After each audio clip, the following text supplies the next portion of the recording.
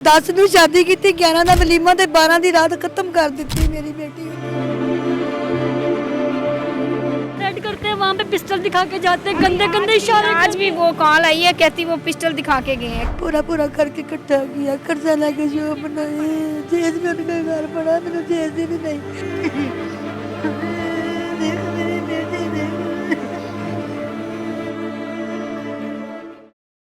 अस्सलामुअलैकुम जी, आप देख रहे हैं वाईके न्यूज़ और मैं हूं आपके साथ सनम अरूज। मुझे रोड पर चलती हुई धक्के खाती हुई आज ये एक माँ मिली और ये रो रही थी और मैंने इनसे पूछा कि क्या हुआ है, तो इनकी दास्तान सुन के कि ये बुरे वाला से लाहौर आई हैं और दर दर की ठोकरें खा रही हैं, धक्के खा रही हैं इंसाफ के लिए। जुल्म भी इनके साथ हुआ है और इंसाफ भी इन्हीं को नहीं मिल रहा। इनके साथ ये क्या मामला हुआ है जानते हैं इन्हीं से। मुझे बताइएगा कि आप बुरे वाला से लाहौर क्यों आई हैं? मैं आई इंसाफ लैन वास्ते मरियम नवाज साहबा कोलों। मैंने बुरे वाले च इंसाफ नहीं मिलिया, ना मैंने बिहाड़ी चो मिलिया। मेरी बेटी इन्होंने कत्ल कर दी ससुराल वालिया ने। 10 ਨੂੰ शादी की 11 ਦਾ ਵਲੀਮਾ ਤੇ 12 ਦੀ रात खत्म कर दी मेरी बेटी। एक दिन बाद? 2 दिन बाद। 2 दिन क्या नाम था बेटी का? नूरीना शहीन मेरी बेटी का नाम सी। अच्छा, तो रिश्ता कहाँ किया था? फैमिली में? नहीं, फैमिली नहीं, मैं मलक बरादरी और आई बरादरी। तो किसने रिश्ता कराया था? आप खुद ही किया। मेडिकल स्टोर पे काम करती थी मेरी भैन ने मैनू क्या कहती बच्चे बच्चे बंदे अच्छे आ, ਆਪਾਂ ਦੇਖ ਲਈ। ਕਿਸੇ ਲਈ ਰਿਸ਼ਤਾ ਕਰਨ ਗਈ, ਮੈਂ ਕਿਹਾ ਮੈਨੂੰ ਪਸੰਦ ਅੱਛਾ ਲੱਗਿਆ, ਚਲ ਆਪਾਂ ਕਰ ਲਈਏ। ਬੇਟੀਆਂ ਦੇਣੀਆਂ ਹੀ ਆ ਨਾ। अल्लाह के सपुर्दों ते भाई ने किया मेरे नाल, भाई ने रिश्ता किया। मुझे बताइए कि रुखसती तक सारा मामला ठीक रहा। ठीक रहा। अगले दिन बेटी को हाँ, पता अगले क्या दिन वजह बनी कत्ल की, क्या पता चला? कत्ल सतेले नानके खारदाद के सतेले नानके सी जिन्होंने मेरी बेटी खत्म कर दी। सतेले बहन भाई। आपको कैसे पता चला ये? पहले ही पता चल गया उन्होंने। खाला सहेली खाला ने पूछो, जो पूछना खाला ने पूछो। खाला का रेशन पता नहीं की उस लड़के। नहीं, आपने बेटी रुखसत की। हाँ। अगले दिन आपको इतला आई कि आपकी बेटी फौत हो गई। हाँ, नहीं फौत नहीं होगी। मेरी बेटी ਨੂੰ ਜ਼ਹਿਰ ਦੇ ਦਿੱਤਾ ਆਈਸਕ੍ਰੀਮ ਦੇ ਵਿੱਚ ਮਿਲਾ ਕੇ।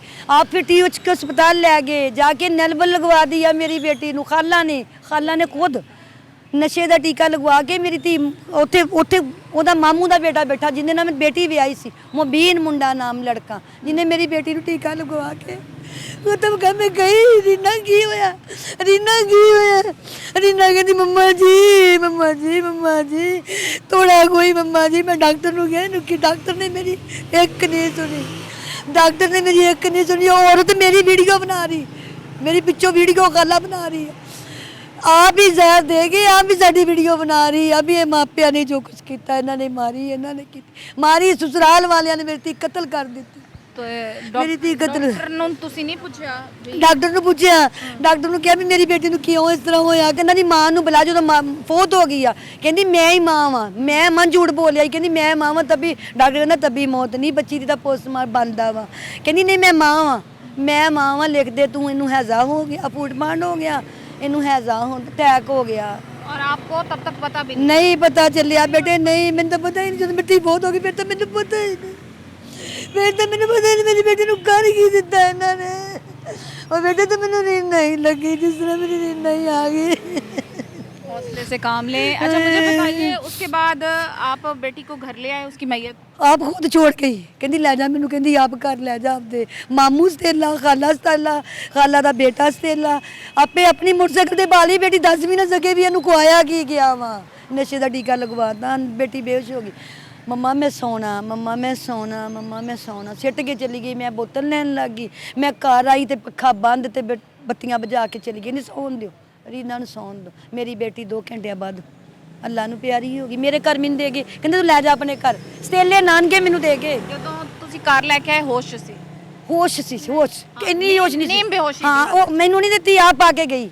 ਉਹ ਔਰਤ ਆਪ ਪਾ ਕੇ ਗਈ। ਆਪ ਹਾਂ ਕਰ ਦੋ, ਸੌਣ ਦੋ ਰੀਨਾ ਨੂੰ ਸੌਣ। ਤੇ ਤੁਹਾਡਾ ਦਮਾਦ ਸੀ ਜਿਹੜਾ ਮੀਆਂ, ਉਹਦਾ ਉਹ ਨਾਲ ਉਹ ਜਾਣ ਕੇ ਛੱਡ ਗਈ। ਜਾਣ ਕੇ ਸਾਨੂੰ ਰਿਪੋਰਟ ਦਿੰਦਾ ਰਵੇ ਵੀ ਇਹ ਕਦੋਂ ਮਰੂਗੀ। ਉਹਨੇ ਉਹ ਰਿਪੋਰਟ ਦੇਈ ਗਿਆ ਲੈਟਰੀਨ 'ਚ ਵੜ ਕੇ, ਅੰਦਰ ਵੜ ਕੇ, ਬਾਹਰ। ਮੇਰੀ ਬੇਟੀ ਕਹਿ ਰਹੀ ਅੱਧੇ ਘੰਟੇ ਪਹਿਲਾਂ ਮੰਮਾ ਜੀ ਸਰਮਨ ਨੂੰ ਪਤਾ ਨਹੀਂ ਕਿਹੜੀ ਟੈਨਸ਼ਨ ਆ, ਜਿਹੜਾ ਫੋਨ ਉਹਦਾ ਹੀ ਲੈ ਕੇ ਦਰਵਾਜ਼ਾ ਢੋ ਕੇ ਮੰਮਾ ਬਾਰ-ਬਾਰ ਅੰਦਰ ਗੇੜੇ ਕੱਢ ਰਿਹਾ ਬਾਹਰ। ਮੈਨੂੰ ਕੋਲ ਖੌਫ ਹੋਣਾ ਸ਼ੁਰੂ ਹੋ ਗਿਆ ਮੰਮਾ ਜੀ ਮੈਨੂੰ। ਮੈਨੂੰ ਤੁਸੀਂ ਦੱਸਣਾ ਕਿ ਕੋਈ ਰੰਜਿਸ਼ ਸੀ, ਕੋਈ ਲੜਾਈ, ਕੋਈ ਜਹੇਜ਼ ਤੋਂ, ਕੋਈ ਹੱਕ ਮਹਿਰ ਤੋਂ? ਕੁਝ ਵੀ ਨਹੀਂ, ਅੱਲਾ ਵਾਸਤੇ। ਨਾ ਕੋਈ ਸੋਨਾ ਪਾਇਆ, ਨਾ ਕੋਈ ਮੈਂ ਜੇਜ 'ਚ ਕੁਝ ਲਿਖਾਇਆ। ਘਰ ਵੀ ਉਹਨਾਂ ਰੈਂਟ ਤੇ ਸੀ, ਮੈਂ ਜੇਜ ਦਿੱਤਾ ਸੀ। मैं ਜੇਜ ਦਿੱਤਾ ਮੈਨੂੰ ਕਹਿੰਦੇ ਤੂੰ ਮੰਗ ਕੇ ਜੇਜ ਦਿੱਤਾ ਤੂੰ 5 ਲੱਖ ਰੁਪਈਆ ਲੈ ਲਾ ਉਹ ਤੂੰ ਤਾਂ ਡਰਾਮੇ ਕਰ ਰਹੀ ਆਪਣੀ ਬੇਟੀ ਲਈ ਕਹਿੰਦਾ ਮਾਰ भी मेरी बेटी ਦਿੱਤੀ ਅੱਗੋਂ ਮੈਨੂੰ मरण तो बात क्या है? ਮਰਨ ਤੋਂ ਬਾਅਦ क्या नाज़रीन अफसोस और इस तरह की सोच पर कि एक माँ ने हंसती बसती अपनी बेटी जो है वो दी है और बेटी की लाश इन्हें मिली है। अच्छा मुझे बताएं पोस्टमार्टम फिर उसके बाद हुआ? हाँ जी, कब्र कुशाई हुई है उसकी, उसमें भी 2 बार स्टे लिए इन्होंने। तो स्टे लेने के बाद 40 दिन बाद उसकी कब्र कुशाई हुई है। तो बस वो उसकी 4 सैंपल्स ही नहीं पूरे भेजे, वहाँ पे 13 सैंपल्स लिए थे, 4 सैंपल्स भेजे, बाकी सैंपल भी गए पर साथ हो जाएंगे। तो मुझे बताइए इस वक्त तक आपके केस में कितनी पैरवी हो चुकी है? हमारे केस में कोई पैरवी नहीं, कोई हमारी बात ही नहीं सुन, FIR हुई है? FIR ही नहीं हुई। आज तक नहीं, 9 माह हो गए, 9 माह हो गए, आज तक FIR नहीं हुई। इसकी क्या वजह है, क्यों नहीं? यही कि वो बदमाश है गंदे है डराते है पैसे वाले है मैं गरीब है मेरा एक बेटा कमाने वाला कोई नहीं इंसाफ लेने के लिए मरीम नवाज साहबा के पास आए हैं कि हम गरीब लोग हैं। पूरे वाला से लाहौर आए हैं, आपका कौन है घर का कमाने वाला? कोई भी नहीं बेटियां खड़ियां 2 अभी मेडिकल भी आप वीडियो कॉल करके देख लें, मेडिकल स्टोर पे बच्चियां काम कर रही हैं, खुद कमाती हैं और खुद घर का इंतजाम चलाती हैं, कोई कमाने वाला भी नहीं। उनको थ्रेट करते हैं, वहाँ पे पिस्टल दिखा के जाते हैं, गंदे गंदे इशारे आज भी वो कॉल आई है, कहती वो पिस्टल दिखा के गए हैं, गंदे इशारे कसते हैं, गंदी गालियां और वीडियो बनाते हैं बच्चियों आप लोग थाने में नहीं गए ये कंप्लेन लेके? 15 पे चेक करें कितनी बार हमने 15 पे कॉल किए हैं, पिस्टल दिखा के गए तब किए हैं। मेरा पर्चा भी एक दफ़ा हुआ है, फिर SHO के पास हम अभी 3 दिन पहले गए हैं, तब भी SHO ने नहीं कोई इतना सुनवाई की। पकड़न चले गए मेरे बेटे ने पकड़ाउन चली गई हमारे बच्चे को पकड़ने के लिए चले गए, उनका बुढ़ियां दी वीडियो वायरल कीती है ते मेरे बेटे को तो मोबाइल भी नहीं हैगा मेरे बेटे को तो कोई चीज भी जुत्तियां वाली शॉप पे काम बच्ची भी हमारी मारी है और डरा भी हमें रहे हैं और हमारे बच्चों को उठाने के लिए वही लेके पुलिस के डाले फिर रहे हैं। हमारी बच्ची मारी, हमें डरा भी रहे हैं, थ्रेट भी कर रहे हैं और हमें मारने की धमकियां भी। इलाका कौन सा है आपका, जरा बताइए? थाना कौन? थाना मॉडल टाउन, बुरे वाला थाना मॉडल टाउन। उल्टा SHO साहब कहते हैं अब हमें क्या इनका बीबी रास्ता रोक लें। हमने उनसे कहा SHO का नाम पता है? SHO कैसर मंजूर साहब है, अब कहता कि बीबी अब क्या हम इनका रास्ता रोक लें, हम क्या कर। मैंने कहा आप पूछा नहीं है भाई SHO किस लिए? जुम्मे है, मैंने उन्हें कहा कि आप हमारी हिफाजत के लिए बिठाए गए हैं, कल को हमें कुछ हो गया तो फिर आप इसके जिम्मेदार हैं। हर चीज़ दिखा के आए, हर वीडियो जो CCTV में है आपके पास सारी वीडियोस प्रूफ हैं? है हमारे साथ। अच्छा अभी DIG साहब के पास पेश होने के लिए? हाँ जी, DIG साहब के पेश होने। IG पंजाब के IG पंजाब पंजाब के नहीं, IG पंजाब के कल उन्होंने सुबह 10 बजे बुलवाया, कल इंशाल्लाह पेश होंगे। ठीक है। और इस वक्त यहाँ पर आप लोग बेगाने शहर में बेयारो मददगार बेजारो मददगार, बेशक। आप क्या चाहती हैं, आप क्या कहना चाहेंगी वज़ीर आला पंजाब को? मरियम नवाज साहब मेरा कोई इंसाफ लै दे बस मैनू कातल अपने पकड़ ले सानू डरा रहे धमका रहे मेरा एक बेटा वैसे भी हमारी बच्ची मर गई है ना, उसका इंसाफ लेना ज़रूरी। उसका क्या कसूर था, उसका क्या कसूर था? उसने आखिरी दिन तक मेहनत की, उसकी शादी माँ ने कर दी। 28 साल एक माँ ने अपनी बच्ची पाल के उन लोगों को मारने के लिए दी थी। इंसाफ तो मिलना चाहिए ना बच्ची को।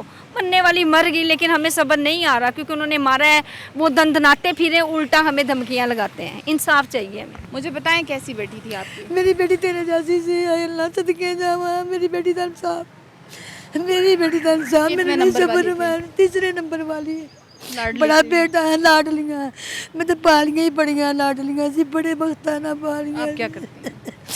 कुछ मैंने छोटी सी चौप बनाई बैठक दे विच बैठी घर दुकान मेहनत मजदूरी कर्जा लेके कर्जा लेके पूरा करके इकट्ठा किया कर्जा लेके जो बनाए जेज में उनका घर बड़ा मैंने जेज ही भी नहीं मैंने इंसाफ चाहिए मैंने कुछ नहीं चाहिए मैंने इंसाफ चाहिए इंशाल्लाह हम भी पूरी कोशिश करेंगे और अल्लाह ताला आपको इंसाफ देंगे। इस तरह इनके साथ ज्यादती भी हुई, जुल्म भी हुआ, इनकी बेटी भी इस दुनिया से चली गई और इन्हें इंसाफ भी नहीं मिल रहा।